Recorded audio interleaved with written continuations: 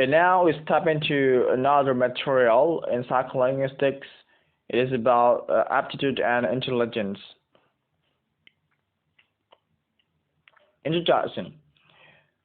The role and meanings of the terms intelligence and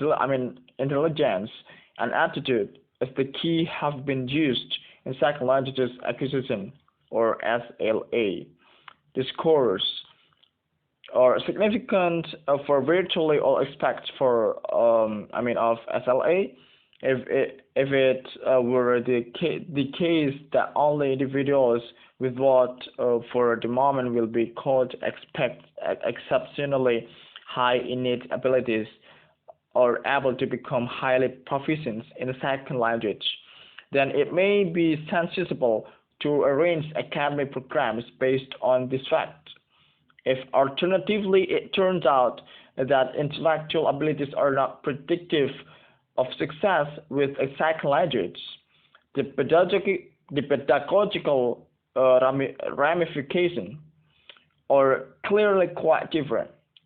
The similar significant consequences follow for other elements within the domains of SLA. To mention just a couple, it is probable an enriched understanding of innate capacity will result both in modifications of theories about how second languages are learned and more effective ways to teaching them. If it turns out that individuals exhibit certain patterns of intellectual ability, it may be possible to devise a pedagogy that caters to these patterns and results in more effective teaching. After an initial discussion of the background and current status of research on innate abilities in SLA, DS will turn to ascertaining precisely what SLA researchers mean by aptitude and intelligence. The semantics of aptitude and psychological acquisition. Some SLA researchers regard intellectual ability as something that can be defined by performance on a standardized test. While they acknowledge that the issue is open to theoretical debate, they accept the general validity of the IQ test as a measure of intelligence. It's stated by Janice, one of scientists in linguistics term, it taken in 1976. Others utilize IQ and represent one of several valid intelligence indicators. Also, combination of the tests in their analysis. For them, IQ represents one of several valid intelligence indicators, and an additional group of researchers does not directly employ IQ, but nevertheless is comfortable using the term intelligence.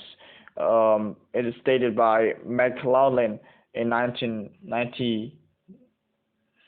The term aptitude is preferred by a number of other researchers in concentration to IQ. For them, aptitude is something both independent and unrelated to the IQ. Researchers also speak extensively about aptitude and almost never about IQ. So the characteristics also amongst aptitude proponents is the absence of the word intelligence in their accounts of causal factors and second language acquisition. Another opinion also appear. Other researchers also speak little or nothing about intelligence, but the researchers attempt to make more specific their notion of aptitude in a way that Sechan stated in 1989 does not make it is contrast with the perception or opinion by Miyake and Friedman regard aptitude as working memory. they call it as WM.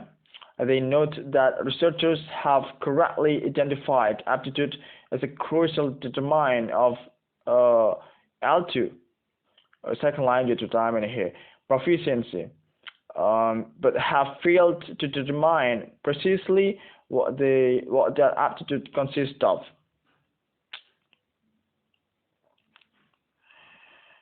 They assume that some individuals have greater success and is at the core of linguistic aptitude. That is, some individuals have greater aptitude than others, and the result is greater or lesser second language attainment. And we have also the intelligence and second language learning. Having this they're having this ambiguity, the problems regarding the issues of intelligence and securing the place of intelligence in the discourse. It is now appropriate to directly address the role of intelligence in the acquisition of a second language. Sehan again stated in here that aptitude is at least as important as usual, more important than any other variable investigated.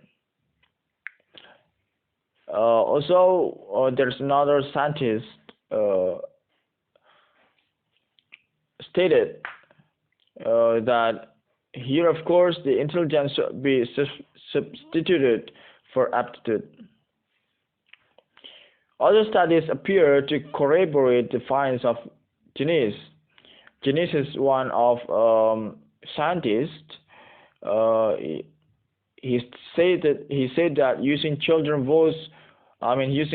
whose first language development had been monitored as part of the Bristol Language Project, and whose scores had later been compared with results on foreign language aptitude tests, they had noted significant correlation. To explore this data, something must first be said about the study. Sahan was interested in studying the origin of language aptitude. That's why he is contrast with Janis here about the aptitude study and research.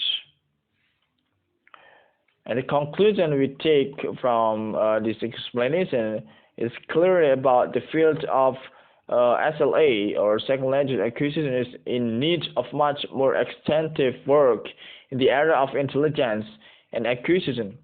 Recent developments in related fields and a climate that is conducive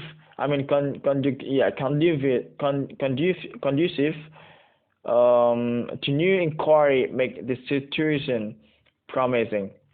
The developments in fields such as neuroscience appear to have great applicability. The capacity to evaluate what is going in the brain during a given cognitive task seems to be expanding daily.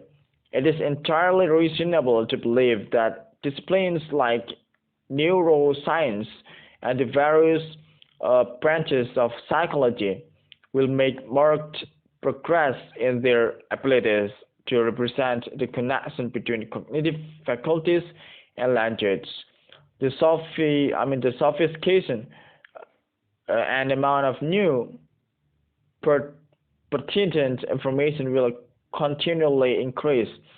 It is quite possible that qualitative jumps in understanding will be made under these auspicious circumstances. Thank you so much, and happy watching.